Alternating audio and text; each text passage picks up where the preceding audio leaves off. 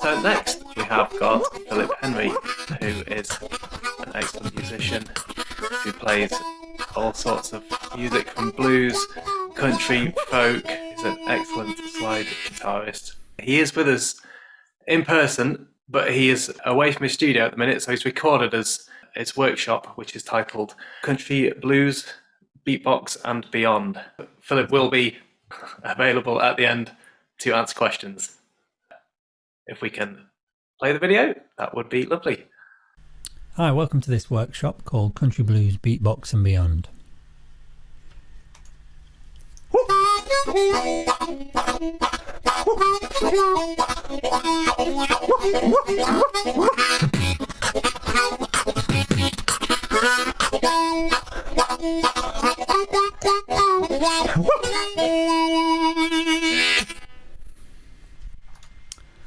Okay, thanks for tuning in.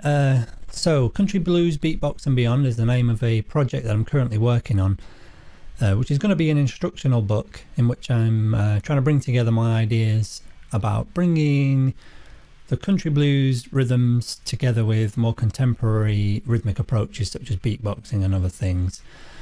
So hopefully in this workshop I'll help myself clarify some of those ideas and hopefully inspire you to try some country blues rhythms if you haven't, and also try some beatboxing techniques if you've never tried that before, and maybe bring the two together. Okay, so what I'm going to do is start by playing a piece which is an arrangement of an old gospel tune called Keep Your Lamps Trimmed and Burning, which I made a few years ago, which demonstrates these ideas quite well. So I'll play that for you now, and then we'll pick it apart and talk about the country blues aspects of that and the more modern rhythmic aspects of it. So here it is, Keep Your Lamps Trimmed and Burning.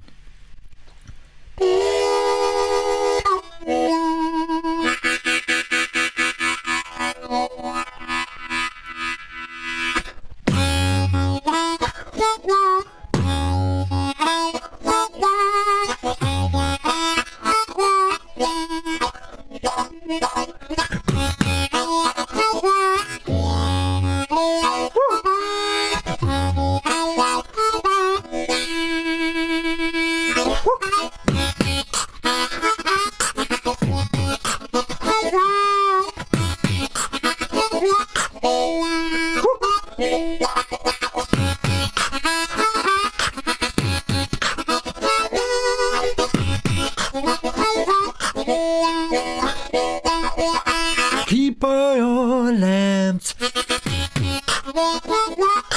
trimmed and burning. Keep all your lamps, keep them burning. And don't get work for it. Get work for it. Get work for it. See what the has done.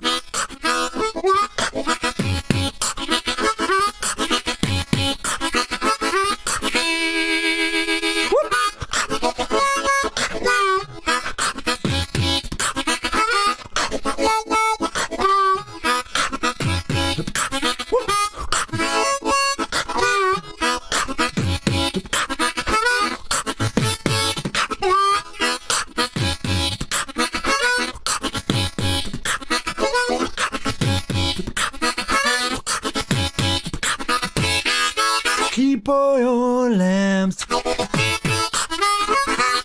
trimmed and burning. Keep all your lamps,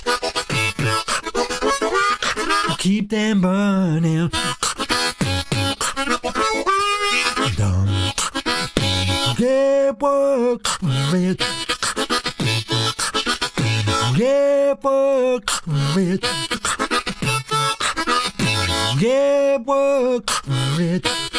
See what the has done. Yeah. What if love if what if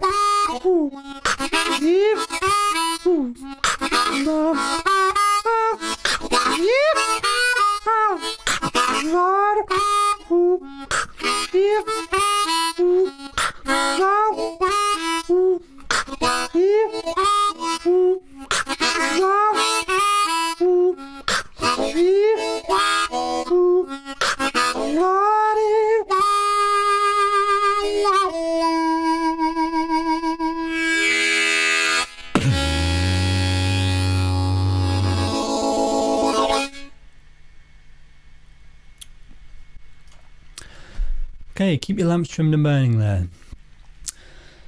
So as you can hear, I'm incorporating some more kind of traditional rhythmic playing with some contemporary beatboxing there. And this is a technique that I've been using for a good number of years now. And I first started beatboxing with the harmonica during a particularly difficult gig on New Year's Eve. So I was playing in a nightclub, and I was put on stage after a 16-piece soul band with just a harmonica and a stomp box, and I found myself needing to create some extra sounds and some extra rhythms in order to keep that audience happy.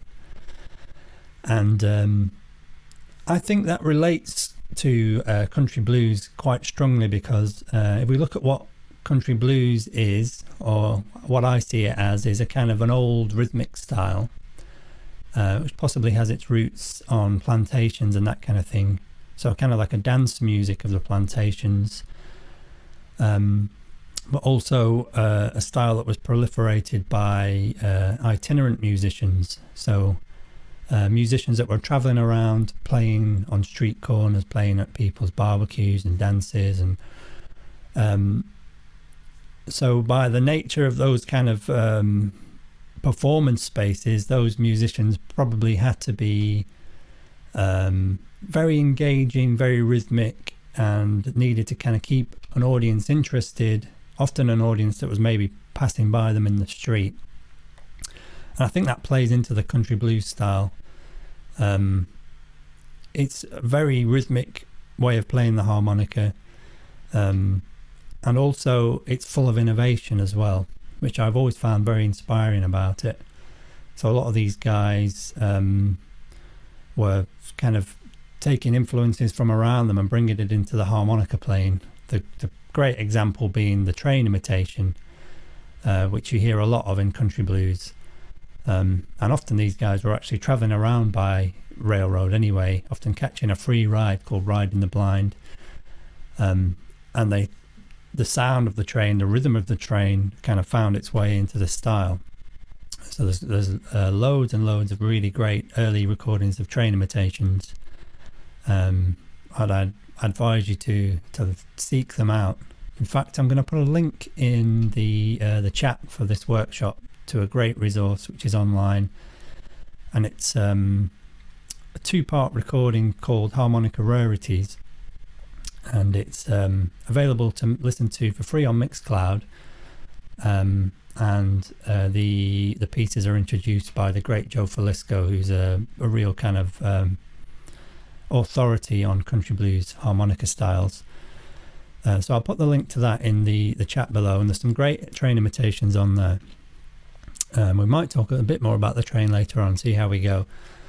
So yeah, the country blues style, from its foundation, is kind of innovative, rhythmic, and needing to be engaging to a potentially difficult or moving audience. Okay, so that's kind of how I've always viewed it, and how I've kind of like to link in my beatbox approach to the lineage of that tradition. So I do think that if any of these, well, some of these country blues players were alive today and they heard something like electronic dance music, I don't think it's far-fetched to imagine that they would try and incorporate some of that into their playing. If that's what's popular at the time, that's often what these musicians needed to do, was to play what was popular at the time and kind of present that to the audience to keep them interested. Okay, so let's talk about a very common type of country blues song that you would hear which is often called the Fox Chase or Lost John song type. So yeah, you hear lots of different versions of this. The most famous one being the D. Ford Bailey Fox Chase. So I'm going to give you kind of an example of something in that style in a second. But what we're going to do is look at that kind of Fox Chase groove and see how we can learn from that, and how we could maybe use that as a basis for creating something a bit more contemporary with some beatboxing. So okay, I'll start by playing a bit of Fox Chase here. So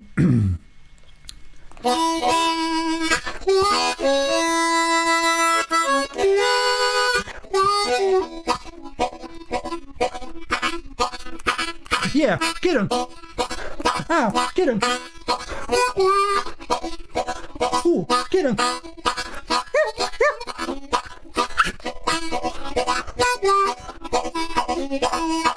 Yeah, get him! Ow, sick him!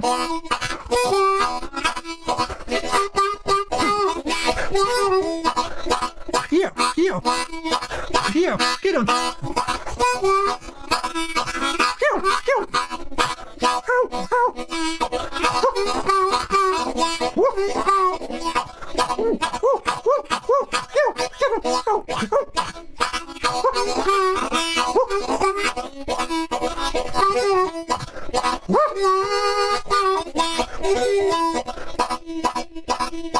Yeah, get him!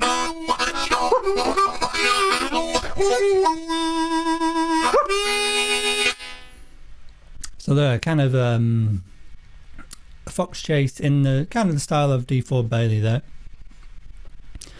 and what you can hear there, which is interesting from a beatboxing point of view, is that there are vocal interjections placed within the groove of that Fox Chase that they don't affect the rhythmic continuity of the piece. So you're hearing the sounds of the Fox Chase kind of interspersed into the groove.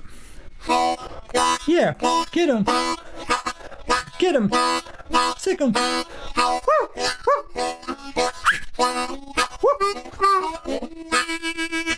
But as you can hear, the rhythmic continuity is not affected, and this was probably played as a dance piece originally, so you need that groove to keep driving, but the rhythmic interjections kind of give a really quirky effect of conjuring up the Fox Chase, which would have been very interesting and kind of intriguing to an audience back then, and still is today.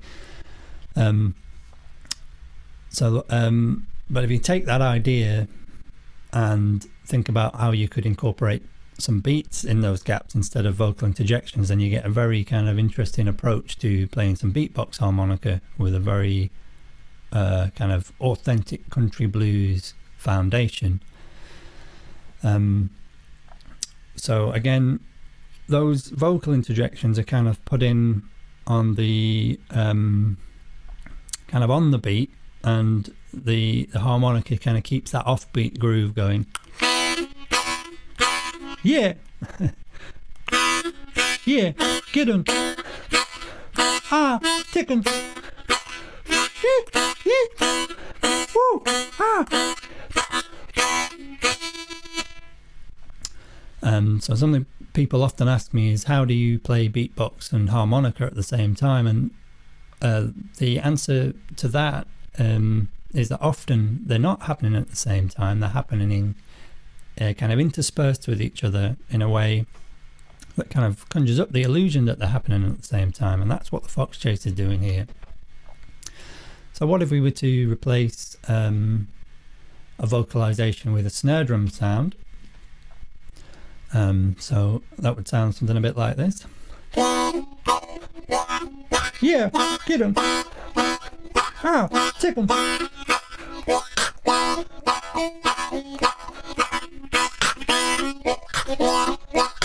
Yeah, get him. Ah, tick him.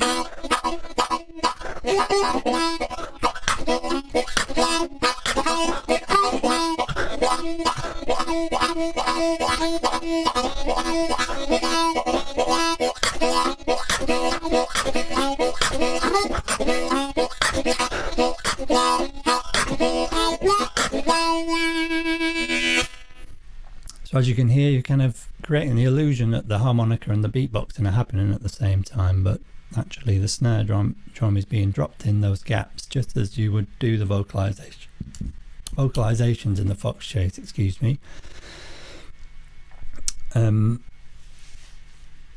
So how do you do a snare drum? I can hear you all asking. So that snare sound that I'm doing there is a kind of an imitation, not of an acoustic snare that you'd find on a conventional drum kit. It's more like the snare sound that you'd get on a electronic drum machine that's more like kind of short, sharp, kind of almost clap-like snare sound.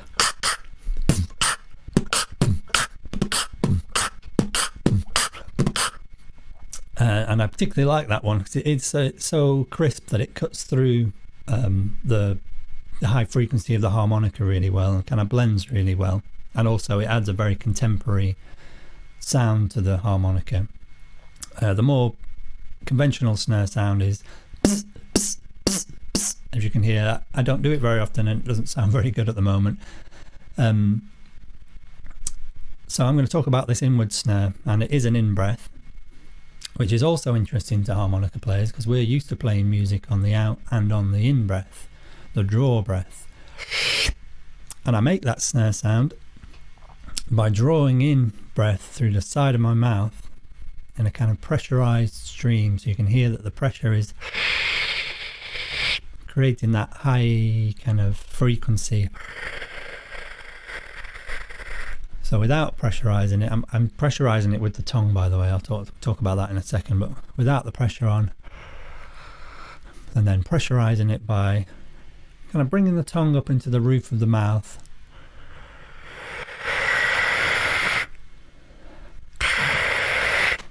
So you get that almost like static kind of sound coming in.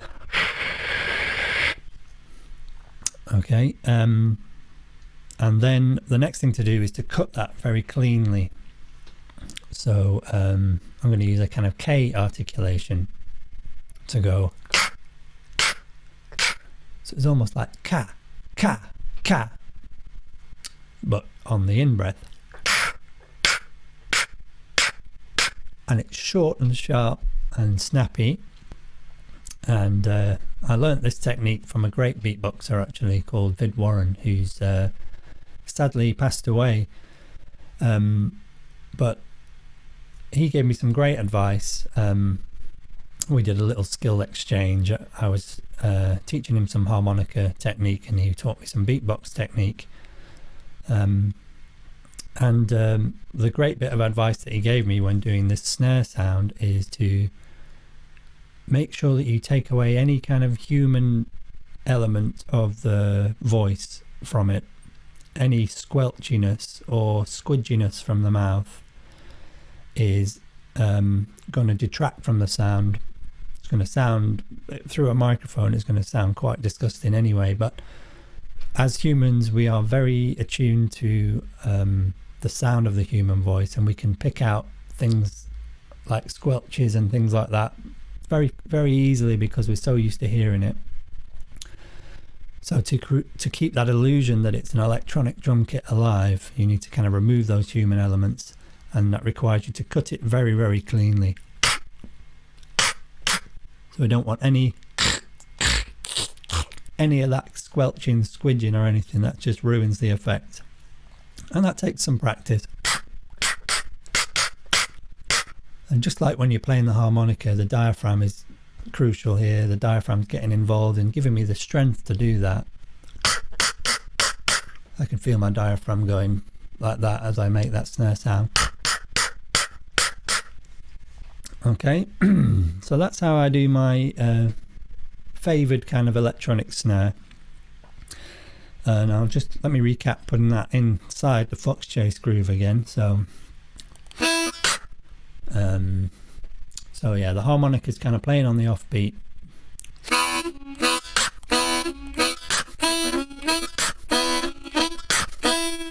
So it kind of makes sense to drop that snare on the third beat of the bar there. So 1, 2, 4, 1, 2, 4 1 2 4 1 2 4 1.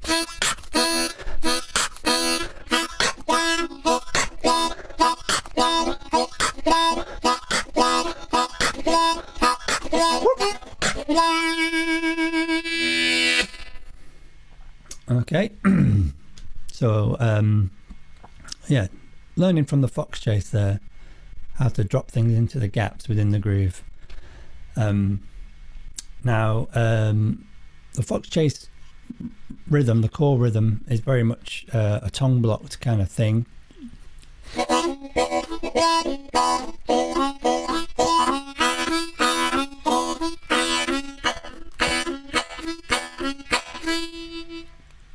And without getting into the tongue blocking versus lip pursing kind of argument, I will say that tongue blocking is a really useful technique for playing beatbox harmonica, and I'd like to give you a couple of examples of why. First of all, you need it to play that fox chase groove anyway, which is such a great groove and a great thing to play, and actually a very good way of learning to improve your tongue blocking. So I'd recommend you kind of get into that fox chase groove. But within that fox chase groove, what's happening, which is quite crucial, is the tongue is blocking quite often on the blow. It's blocking holes 1 and 2 and sounding hole 3 blow through the side of the mouth.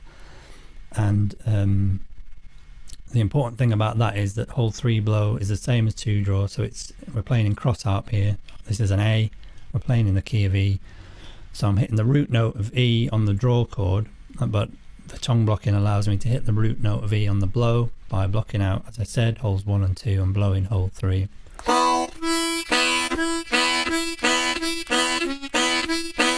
And often within that groove you kind of rock between the 2 blow, the 3 blow and the 2 blow to give that movement.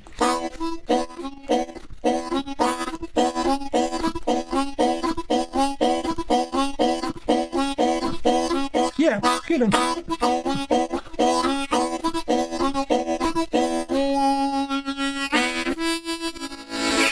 That's a good thing to practice, to get your tongue moving and get used to doing that tongue blocking. But so from a beatboxer's point of view, why is that useful? Well, I'm actually, the book that I'm working on, I'm devoting a whole chapter to this, which is going to be called Tongue Blocking is a Beatboxer's Best Friend, and I'll explain a couple of ideas behind that now. So just like in that fox chase, on the blow breath, I don't necessarily want the chord to change from E to the blow chord of A. Okay. This becomes very important when I want to play my bass drum sound on the first beat of the bar.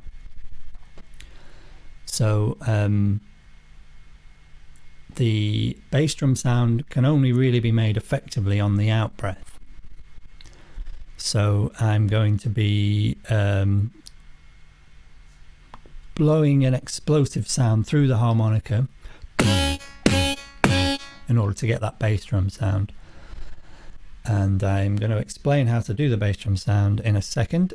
But on the subject of tongue blocking, as I said, I don't want the chord to change from E to A as I play that explosive bass drum sound through the harmonica, but it needs to be an out breath, but I want to stay in the cross harp key of E.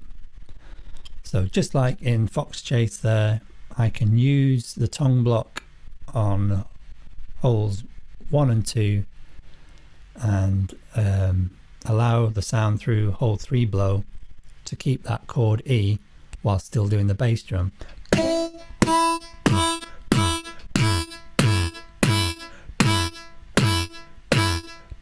So without the tongue blocking, it becomes A really.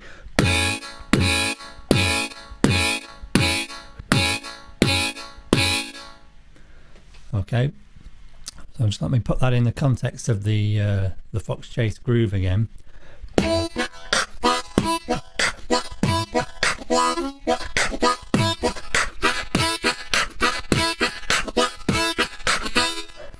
So you can hear how it's keeping the root note of E going through that. And if you was to do it without the tongue blocking, you would hear the A chord and the E chord.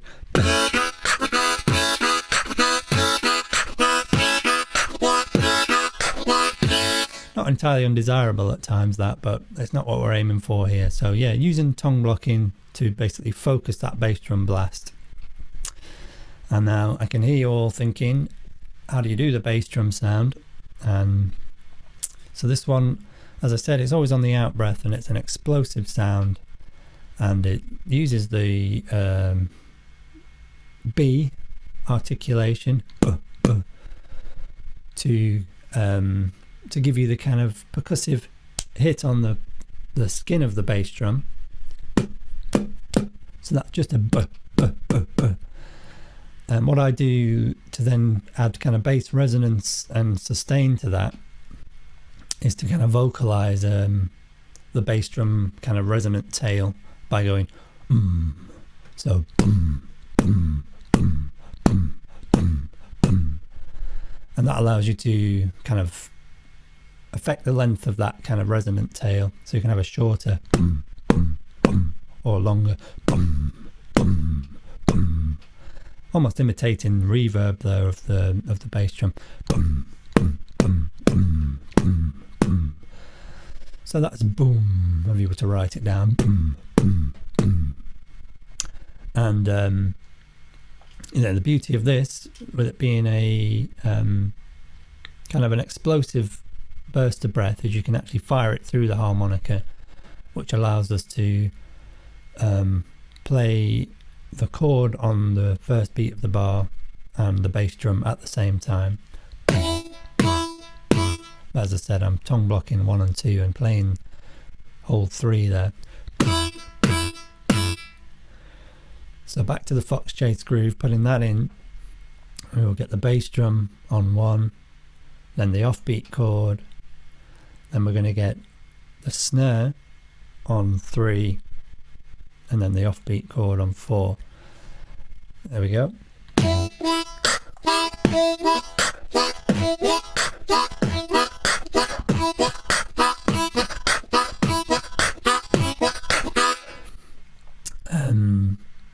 Causes some problems in terms of breath regulation though, because you get 3 draw events in a row. So you get the draw chord, then the draw snare, and then the draw chord again. So yeah, breath regulation becomes a little bit tricky on that.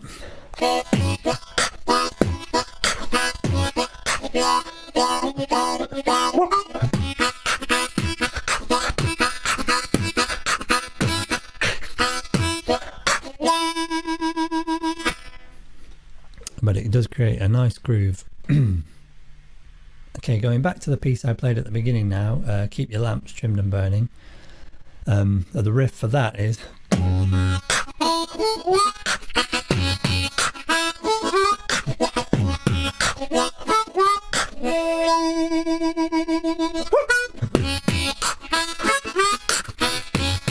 that's very much utilizing these tricks from the fox chase of interspersing the snare drum and firing the bass drum in on the 1.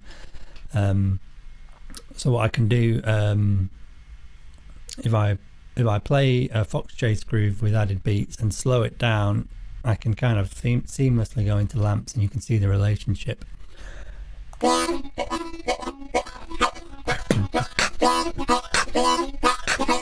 Yeah, get him! Oh, take him!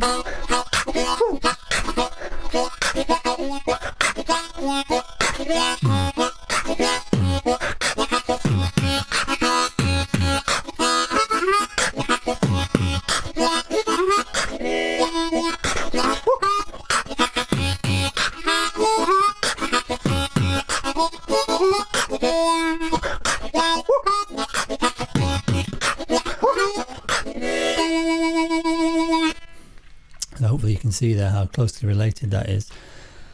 And you might have picked up on the fact that as I play the bass note on the riff to Keep Your Lamps Trimmed and Burning, I'm actually pitching that bass drum to give the effect of almost like a bass guitar playing in locked in with the kick drum.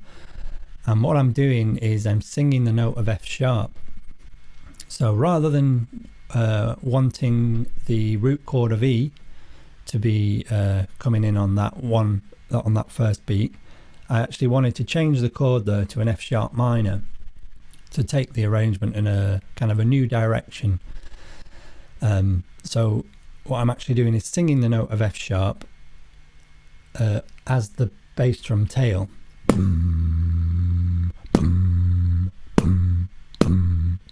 So that's an F sharp. And then I can fire that through the harmonica. So getting the bass drum hit, the bass guitar tail of F sharp, and I'm actually using that tongue blocking technique to single out hole number 2 blow this time. So I'm tongue blocking hole number 1 and I'm playing hole number 2 blow, which is a C sharp. So I get the effect of an F sharp and a C sharp together, which is like an F sharp power chord. And then if I let hole 3 blow creep into that as well, that adds the minor 7th to that, so you kind of get an F sharp minor 7 kind of feel.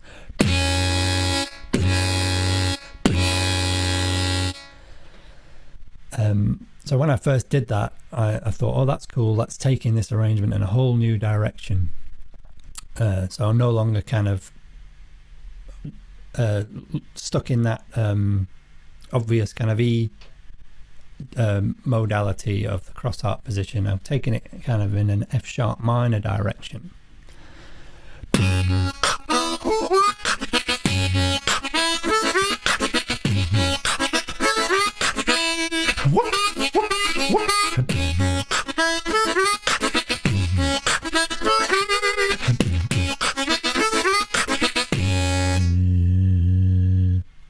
Okay, and I like to think about me singing those bass notes like that as a bit like the kind of jug band approach, where the bass player would be just singing bass notes into a kind of a clay pot to create the bass sound. So yeah, I like to look at it in that kind of context. And it took the arrangement in a whole new direction for me. And I actually then took it one step further and thought, oh, I can add a chord progression now as well. So I actually moved through, in the chorus of that piece, I moved through F sharp, A and C sharp as a little progression underneath the chorus. Get work, rich. Get work, rich. Get work, rich. See what the has done.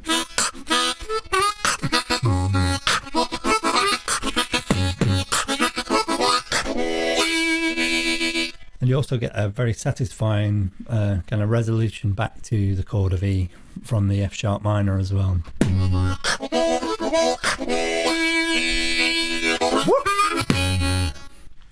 Okay, so it allowed me to add some movement to the piece and create more sound as a solo player.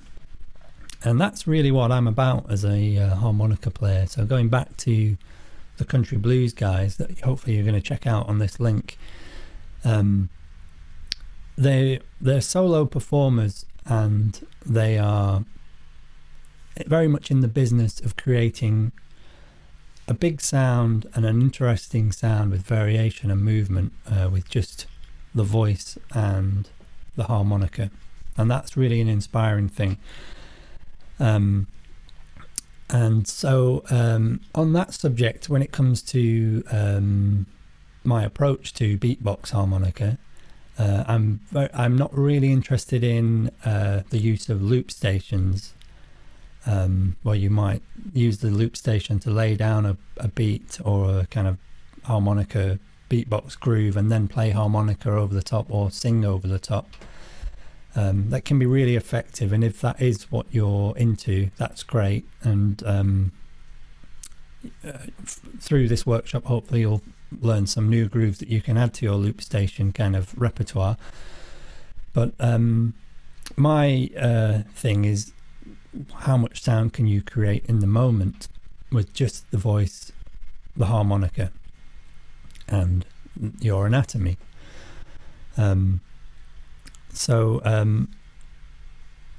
These little tricks have helped me to kind of expand what is possible with the harmonica, and I'm always trying to find new possibilities.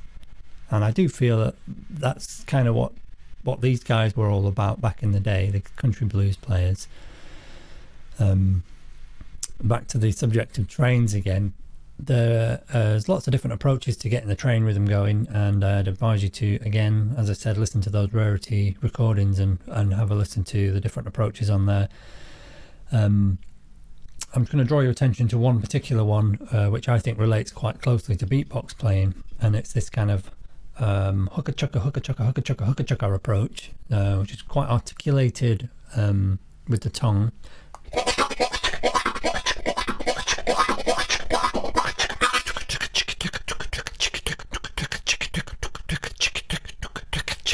So tucka taka chicka taka chugga tucka taka tick. It's a tongue twister.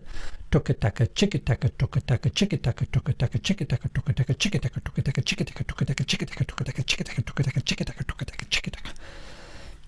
But you can hear there that the ch is quite percussive and is not dissimilar to a kind of a sound that you might use in beatboxing. It's kind of almost towards that kind of snare sound. But it's on the out breath. And what that does is it just adds a real nice percussive element to your train.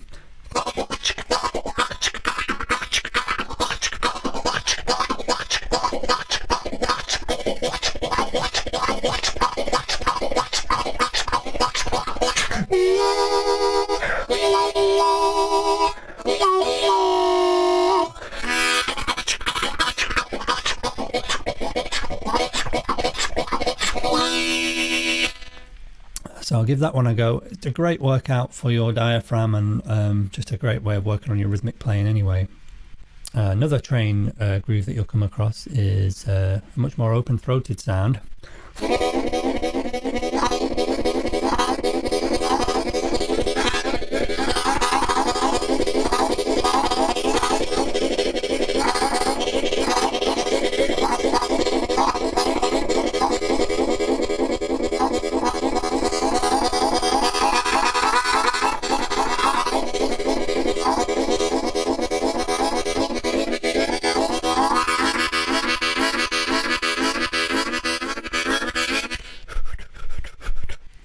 That's more. So you kind of want to keep the tongue out of the way largely when doing that, and let the throat articulate that. So that one's a really good exercise in kind of what you might call throat articulation rather than tongue articulation. And it's easier, that one's easier to get really fast than the more tongue articulated one that we looked at just before. The tongue twistery one, you can kind of get a little bit tangled up with that when you go really, really fast, but the throat one just kind of seems to start happening naturally at high speed.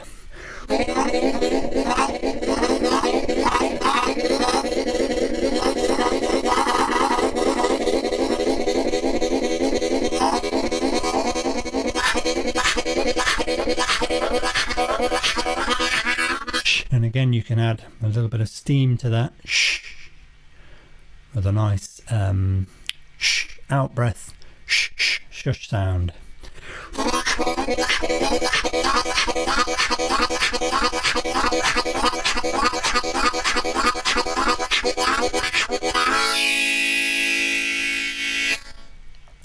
So another example of how innovative these players were, coming up with these little tricks to really kind of make those train imitations more realistic. Okay, back to the piece, Keep Your Lamps Trimmed and Burning. It's very much a vocal piece as well as a harmonica piece, this one. I wanted to incorporate singing into this piece, and it was hearing Sonny Terry do his great kind of singing and harmonica stuff that got me into the idea of this initially. So as you can hear, I'm singing the main refrain of the piece just in a kind of normal vocal range. Keep your lamps trimmed and burning. Keep all your lamps. So that's just singing in the gaps there, and again not affecting the kind of rhythmic continuity of the piece, allowing it to almost kind of keep playing in the listener's head as you're singing, so that it doesn't feel like one thing has stopped and another has started. Really, the two kind of start to blend. And I particularly achieved this on the chorus, where I'm able to kind of keep the beatboxing going and the harmonica going very much interspersed with the lyrics. So don't get work rich, get work rich, get work rich, and see what the has done. So the first line, the first word is don't. So I'm going to sing the F sharp while saying the word don't and fire it through the harmonica. Don't, don't, don't. So here we go. Don't. And then followed by the snare. And another bass note of F sharp. Don't. Then I'm going to sing the line, get worried, but I'm going to sneak another snare hit into that. Dum, get worried, dum, get worried, get worried. And as I said before, moving the chord progression through F sharp, A and C sharp underneath that as well. So let me try that again, hopefully without the mistake this time. Dum, get worried, get worried, get worried, see what the has done. And then resolving back to E at the end of the chorus there. Okay, so the idea of maybe pushing the boundaries of what you can do with in real time with the harmonica, your voice, and your anatomy there. And falsetto singing is also an important part of what I do. You hear that I kind of incorporate it in the main riff.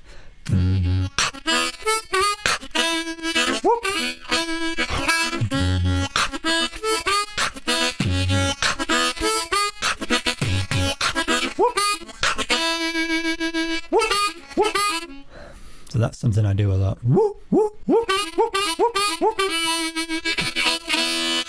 And that's taken straight out of country blues playing, like the fox chase that we looked at. Yeah, get him. Yeah, ow, get him.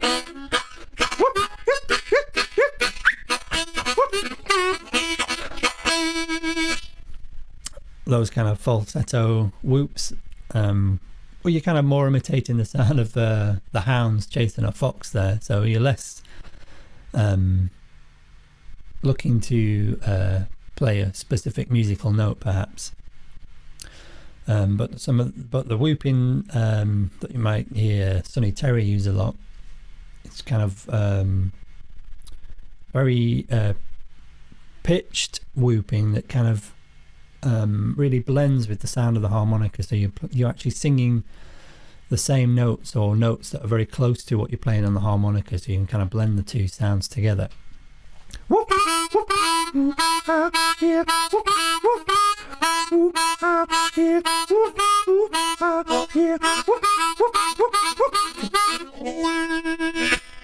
and that's a really great technique to work on.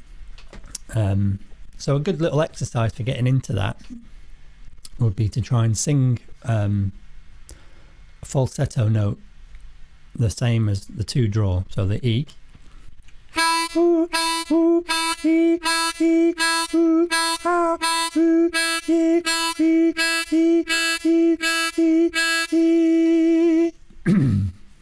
So it's good to stay relaxed when you're hitting those falsetto notes.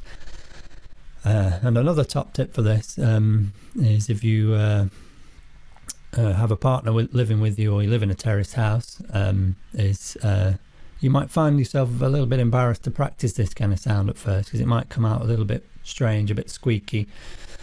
So a top tip for you is to practice in the car. Go and park in a very remote car park somewhere, get your harmonica out, and give it a try out there.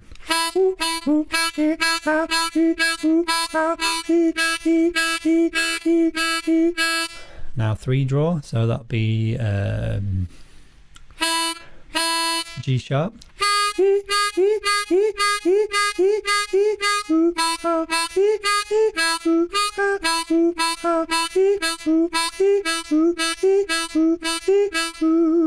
so just going from singing the G sharp and the E, but droning on the E with the harmonica there.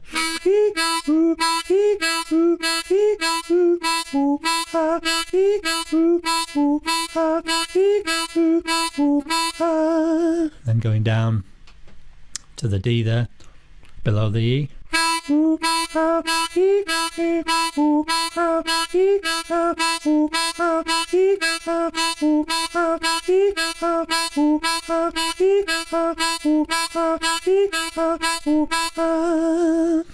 So a good little exercise that. And here's another one. If you so sing the G sharp and then play 3 draw, then 2 draw, it creates a nice little phrase.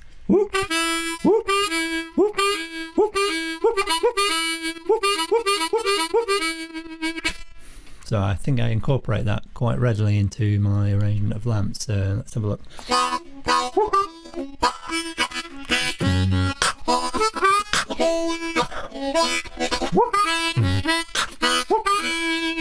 Yeah, I use that one a lot. So that's a good little exercise for you to try.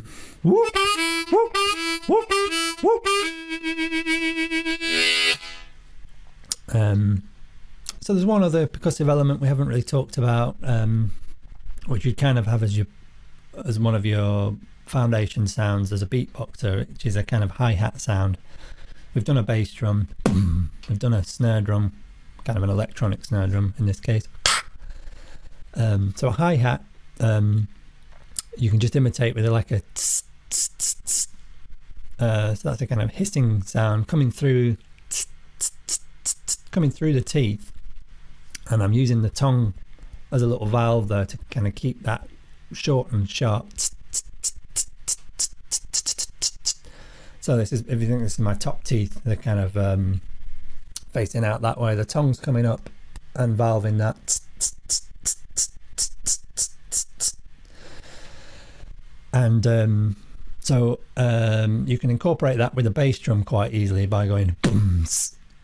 So you kind of add it on the end of the bass drum sound. Booms, booms, booms, booms, booms.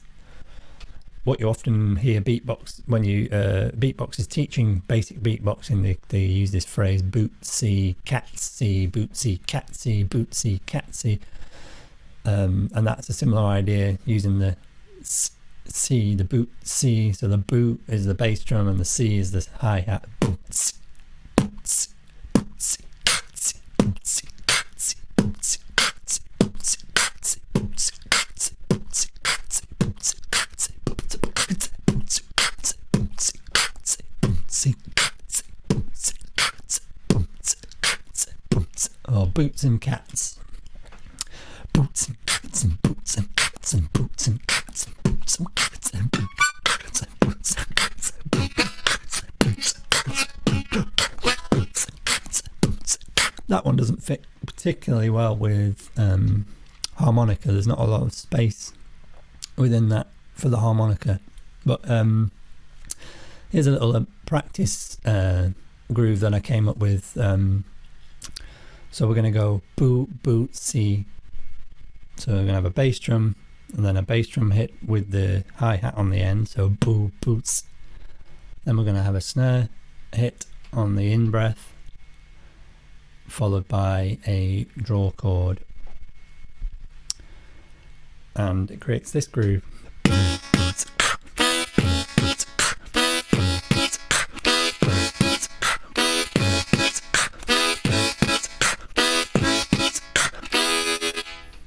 As you can hear, I'm not tongue blocking on the bass drum hits on this particular example, just to make it a little bit easier for you if you're not up to speed with your tongue blocking yet. So you kind of get the impression of maybe like the A chord and then moving to the E chord. So it's not entirely undesirable to do it like that, or you could do it with the tongue blocking. But it's a good little exercise anyway. So I'm going to slow that down a little bit so you can give that a try. So here we go.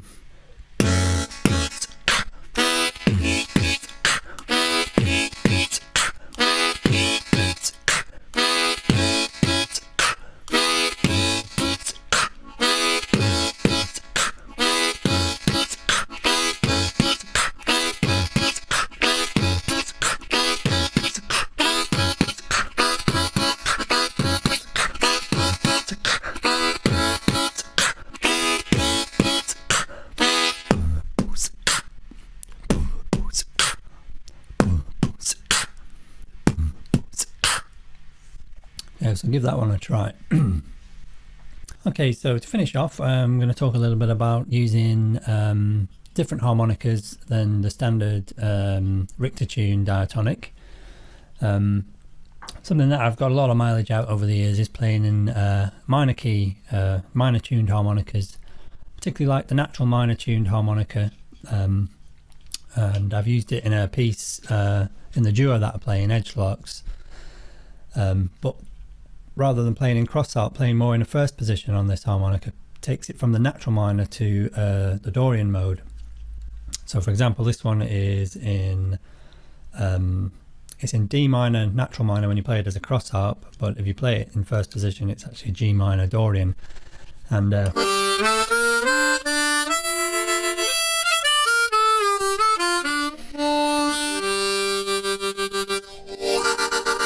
that's a particularly good mode for traditional music of the British Isles.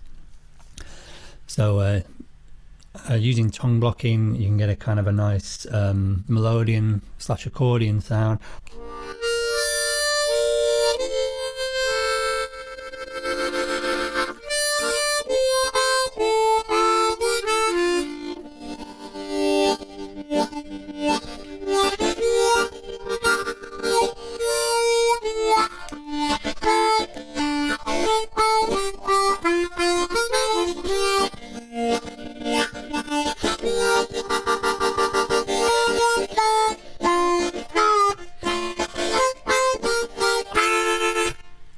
And a piece that we do a lot is called The Nailmaker's Strike, and it's a kind of in a reggae groove, and utilising a lot of the techniques we've already talked about.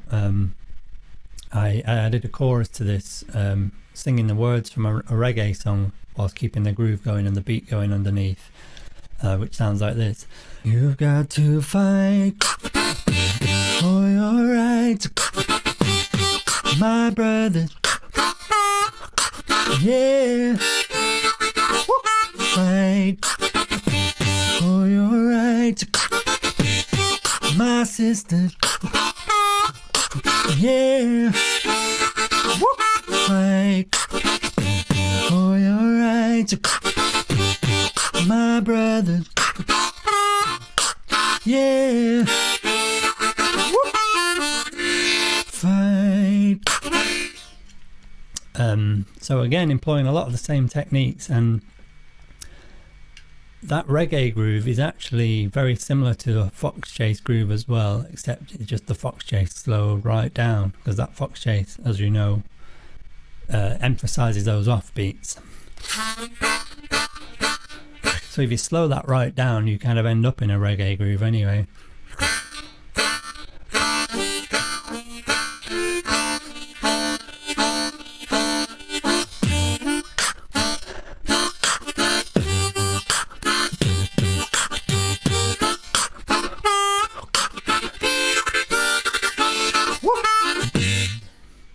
Okay, so and again singing the bass line through that to reinforce the low end and a little bit of whooping. So again, very much related to the country blues techniques that I've been talking about. Something else I've been looking at is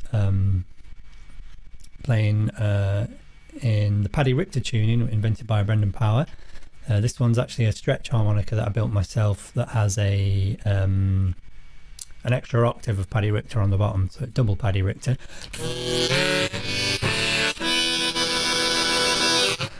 And the little piece that I've been working on in this, which is a 3/2 hornpipe, which is a dance music of the north of England, which goes like this.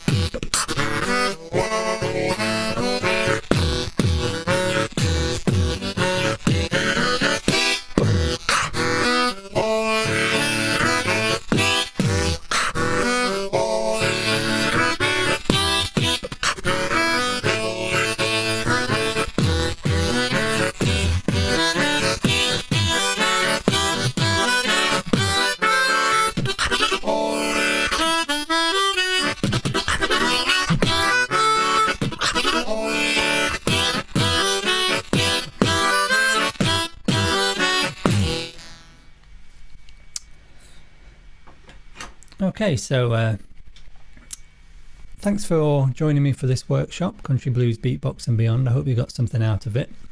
It certainly helped me to clarify some of my ideas about country blues and how it kind of relates to this more modern kind of beatbox harmonica style that I like to play, and how much influence I've taken from the country blues players and inspiration really. So again, I'd advise you to look up those old recordings, those rare recordings that I've given you a link to in the chat, and try some of these rhythmic techniques, both old and new. If you'd like to join me for a Q&A, I'll be with you very shortly. Thanks for tuning in.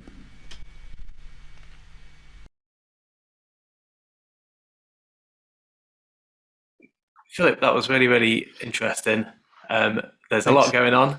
There's a lot going on. There's not loads of questions, so I guess everyone has understood it very well. But hang on a sec. We have had one question of if you could give us some of the phonetic sound description of what you're saying into the harp. Yeah, I think makes sense. It does. Yeah, I think that question came through, and specifically when I was doing a bit of the train rhythm stuff. Yeah. So I'll just go over that bit again. Okay. Thank you. So I think sometimes it's called a hooker chucker kind of rhythm. That. Yeah. But what I'm actually saying specifically is. Chicka taka tuka taka chicka taka tuka taka chicka taka tuka taka chicka taka tuka taka chicka taka tuka taka. Also whilst breathing in as well. Taka tuka taka chicka taka tuka taka chicka taka tuka taka chicka taka tuka taka chicka taka tuka taka chicka taka tuka taka chicka taka tuka taka chicka taka tuka taka chicka taka tuka taka chicka taka tuka taka. And the ch is quite an important part of that, because it really helps to reinforce the percussive and almost mechanical train element of what you're doing, and almost it's a bit steamy as well, so you get a hint of the kind of steam engine poking through as well. So I like that one. Though it is a bit of a, as I said in the workshops, a bit of a tongue twister. So it's not the easiest rhythm to play at high speed. But the other one that I mentioned, which you often hear, which kind of flows a little bit easier at high speed, which sounds like.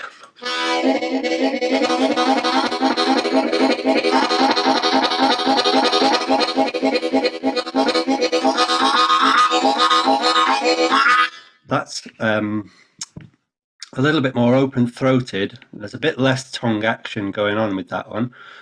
It's more of a huh, which you would phonetically you'd say H-U-H if you were to write it down, I guess. Huh, huh, da, huh, da. So you kind of get two of those, huh, huh, huh, and then a duh, which is very much a D sound, and that kind of comes on the end of that second huh. But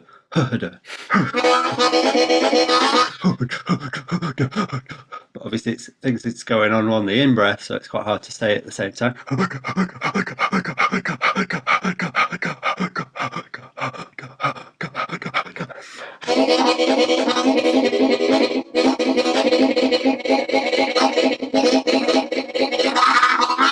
So that one, as I say, it comes a little bit more naturally at high speed, but the important thing that's going on there is your diaphragm is really bouncing that along, so you're getting that that kind of power is coming from down here that kind of drives that along. Okay, great. Would you recommend just practicing that without a harmonica, or would you do it with? Or I don't really. I only ever do that when people ask me how you're doing it, to be honest. But it's probably not the worst thing to sometimes take the harmonica away when you're playing something and to kind of analyze what it is you are doing. It could help you to clarify what it is you're actually doing at times. So but I wouldn't necessarily go at practicing it without the harmonica so much, because there's so much difference that happens when you have to think about breath regulation and the harmonica, and having the harmonica in a good tonal position and stuff, that it kind of there you go. Well, that does sort of bring us on to the next question, actually, when you mentioned breath. So do you spend a lot of time doing circular breathing, or are you cleverly timing in breaths and out breaths? It's not. It's a circular breathing of a sort, but it's the circular breathing that we all do as harmonica players, which is breath regulation. As a harmonica player, you're playing notes on the in breath and the out breath all the time. But as a lot of you all have realised, you're not breathing in and out fully whilst you're doing that. More often than not, you're taking in breath quite slowly, and then you'll find that you need to release breath. So you kind of, as the same way a didgeridoo player would do, you have to be able to regulate how much is going in and how much is coming out. Otherwise, obviously, you're going to pass out and fall over. I have played a didgeridoo, and I can circular breathe a didgeridoo, and maybe that helps. But what's more important is that you practice breath regulation as a rhythmic harmonica player, and that really is all about, from my point of view, it's knowing when to breathe out and finding a way to breathe out that doesn't affect the tone of the instrument and doesn't affect the continuity of the rhythm that you're playing. And very often, as a country blues player, you'll be getting out breaths around the side of the harmonica down at the bottom end, because you're very often in this kind of first position area, not first position as in the first position blow, but this kind of first sector of the harmonica. So you'll get your kind of breath regulation coming around the side of the harmonica. If I need to breathe out, which I often do, I often fire it around there.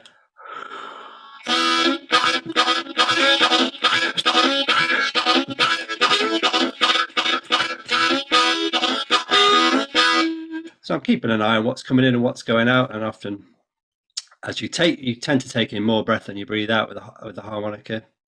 And when I need to breathe out more, I fire it around the side there, or sometimes over the top as well, if you're a bit further up the harp. Okay, hopefully that answers that question. Thank you. Yeah, I think so.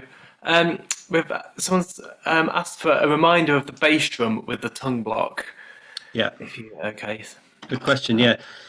So the bass drum's an explosive out breath, and what I was saying in the workshop is I wanted to be able to breathe out without necessarily playing the blow chord through the harmonica, which is it is an A, and I don't want the A chord to sound. I want to keep with the E, so I tongue block holes 1 and 2, and blow through hole 3. So using the fact that hole 2 and hole 3 are the same note, and that keeps me in cross harp position. So what I kind of do is when I blast that bass drum, I also kind of fire my tongue onto the harmonica into a tongue block position. So kind of crudely explained, but so I'm hitting the bass drum sound and landing the tongue at the same time, so that I've got the power, but I'm not sounding any of the reeds that I don't want to hear, which in this case is holes 1 and 2 blow. I want to hear hole 3 blow. So into the tongue block position with an explosive. Great. Thanks.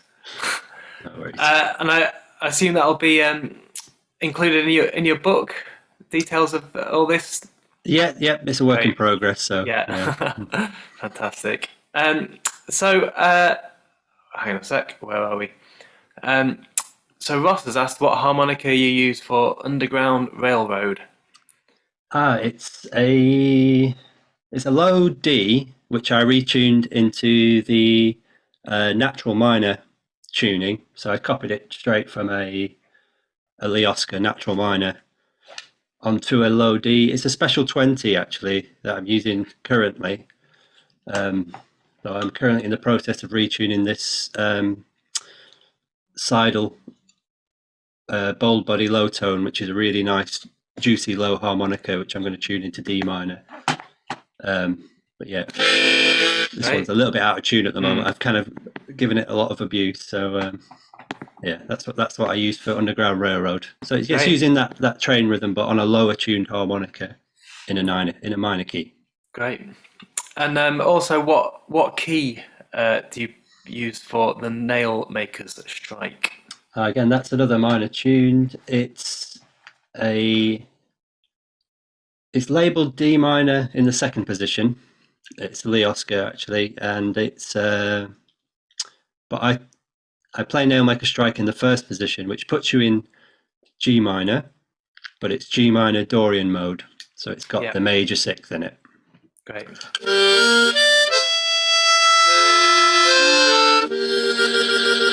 Okay.